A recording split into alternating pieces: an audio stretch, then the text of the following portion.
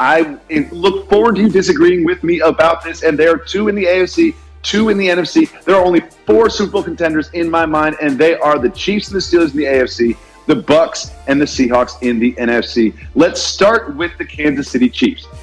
It seems like it was 14 years ago, but they won the Super Bowl in 2020 against those 49ers that we are discussing. Why do you think the Chiefs could repeat as Super Bowl champions? First, you start with Patrick Mahomes, who's been outstanding. And it seems like they're able to pace him, Jacoby.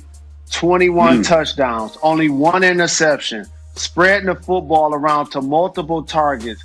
The rookie running back, Clyde Edwards-Helaire, has been outstanding out of the backfield. You add Le'Veon Bell. Eric Bieniemy is terrific as an offensive coordinator and deserves a head coaching job. The Honey Badger and that opportunistic defense continues to make plays. Kansas City Chiefs have distinguished themselves as the clear best team in football. And their foe, in my mind, to compete for the AFC Championship is the Steelers. The Chiefs win pretty. The Steelers win ugly, but they win and win and win. They are undefeated, yet I don't think a single person on this planet thinks they are the best team in football, but it starts with their defense. What have they done with their defense that has been so strong? Blitzburg. It's always going to be about that pass rush. It's always going to be timely plays on the back end. Minka Fitzpatrick has been outstanding for them. Watt on the front end. And then offensively, Big Ben and that receiving core making plays. Claypool as a rookie has been outstanding. The Pittsburgh Steelers have an identity, and it's led by Mike Tomlin. They're going to play physical. They're going to get after the quarterback, and they want to limit their turnovers. This is who they've always tried to be. Absolutely. And when you talk about that receiving core, they've got Juju Smith-Schuster, who's a star, and then Claypool comes out of nowhere, and then Johnson and Washington's making catches. Their receiving core is one of the things that supports that defense. But like I said, they win ugly. Now let's look at the NFC. And there's a team that is close to the top of the heap in the NFL, led by Tom Brady. Of course, I'm talking about the Tampa Bay Buccaneers. Jalen, what do they do on offense and defense that makes them one of these four teams contending for a Super Bowl? Todd Bowles and that defense has been outstanding. Last season, however, they were turning the ball over. Now that they're not doing that, the pass rush can get there. And now when they're able to create turnovers, the offense has a plethora of weapons led by Tom Brady under center. He now has found his rhythm again with Gronk, who missed football last year. Evans becomes more of a factor. They were performing in the previous game without Godwin, and now they're going to get Antonio Brown to go with Fournette in the backfield, to go with Ronald Jones III. So they are loaded. They are trying to become the Chiefs of the NFC. And I know you mentioned four teams are contending squad, and it feels like breaking news, but I got to tell you a secret. After 50% of the season in any sport, there are only like 3 or 4 teams that can actually win it. So, yes, in the AFC, we're going to put some respect on the Ravens' name. No doubt about it. They did lose their left tackle. Lamar hasn't been as accurate this year as he was last year. However, when you have Humphrey in that back end and that physical defense, you got to give the Ravens a shot. We're not going to mention him as one of the 4 teams right now where you didn't, but they are going to be a team that has something to say about who wins it all. There are also some people watching in Wisconsin that are very upset with these 4 teams that I've identified as Super Bowl contenders.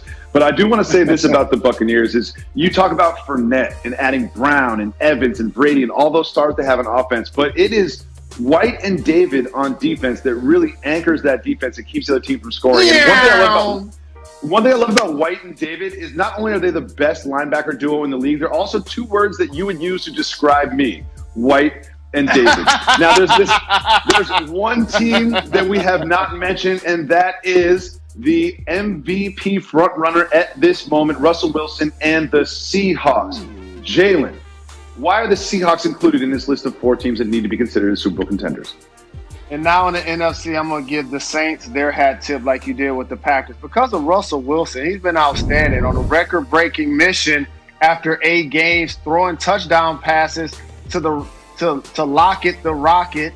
And also, you got Metcalf on the outside, whether it's doing hustle plays like tracking down a defender, stopping a touchdown, or getting open and catching for 160 yards and 2 TDs in the previous game. If Carson can stay healthy and underrated back in the league, and we know about Pete Carroll's leadership to go with Russell Wilson, the Seahawks have built something special, and they will be one of those teams in the NFC that's going to be a tough out. I'm really glad that you mentioned the Saints, because there's something going on with the Saints that people aren't really talking about. And I can't help but notice that Michael Thomas is not playing football on Sundays. And if you look at this full screen, which our director Alex is about to put up, there's a timeline of events that have happened with Michael Thompson that have led to him not playing, that I need you to see through these words and tell me what's really going on in that locker room. So one of the things about getting a big deal in the offseason like Michael Thomas did and breaking receptions records like he did last year, you hope that that momentum is going to carry to this season. He's dealt with a lot of injuries. You see the reaction to Drew Brees and not seeing eye to eye on social and political issues. And then you have an ankle injury. Then you have a hamstring injury. Then you punch a teammate. It just seems like the Saints will not make their Super Bowl contending run clearly without their elite all-pro receiver. So we must see him on the field constantly if you're going to put him amongst your top 4 teams that can actually be legitimate contenders. Because it seems to me, now listen, I'm not a doctor. I have no idea what his current health status is, but it feels like there's something more to this story than he tweaked a hamstring in practice and isn't playing. It sounds like that. As someone who's been covering sports for 20 years, there's sort of in between the lines, it feels like there might be something going on. So we will keep an eye on that story. Now, again, we didn't mention the Saints, about one of our top 4 teams contending for Super Bowl. We also didn't mention the Packers. The Packers were a team that we kind of expected to pick up another offensive weapon yesterday at the trade deadline. They did not. Now, the Packers are in the division with the Lions, so I know you keep a close eye on them. And when we on the production call mentioned that they didn't add a weapon, you sort of rejected this idea. Why is that, Mr. Rose? So if you can't have the elite Super Bowl level success of the Patriots and mortgage a lot of your decisions like Bill Belichick talked about and winning a couple of those Super Bowls, I always applauded teams that had identities. The Pittsburgh Steelers, they're going to be physical. They're going to play defense. And in our division, the Green Bay Packers always made sure they kept a Hall of Fame quarterback and built their team around him. And what they never have done is taken wide receivers in the first round, because they figure, of course, they're going to be special elite players that are exceptions to the rule, but they found a Devontae Adams in the second round. And when we say that they need weapons, he's a top 5 performer. Aaron Jones is a top 5 performer. They do have a big 3 in Green Bay. They're going to get Lazard back soon, who was playing well earlier in the season. And when Rodgers was spreading the football around, we weren't talking about that. Their offense ain't the issue. It's their run defense. That's the issue. Remember last year in the NFC Championship when San Francisco ran all over them and Jimmy G probably threw the ball 10 times?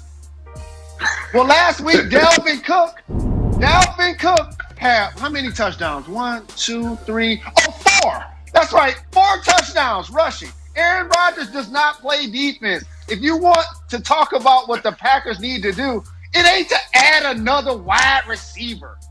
It's to do something to shore up their run defense. Yes, they threw a short pass to Dalvin Cook, and it seemed like no one wanted to tackle him. He walked in the end zone looking over both shoulders like, but y'all not going to do this? But we talk about the Packers because if you remember the 4 teams that we discussed, they've all added top-tier players to bolster the roster for the stretch run. And look at these teams. 5 of the teams that we've been talking about as Super Bowl contenders have all added premier players headed into the stretch run. The Packers did not do so, and something tells me the people of Wisconsin are looking at their team, their GM, and their franchise sideways, because when you look at this list, it seems like everyone's getting ready, and the Packers, once again, have not. Jalen, every once in a while, there's a video that appears on the internet or in sports that we need to discuss in detail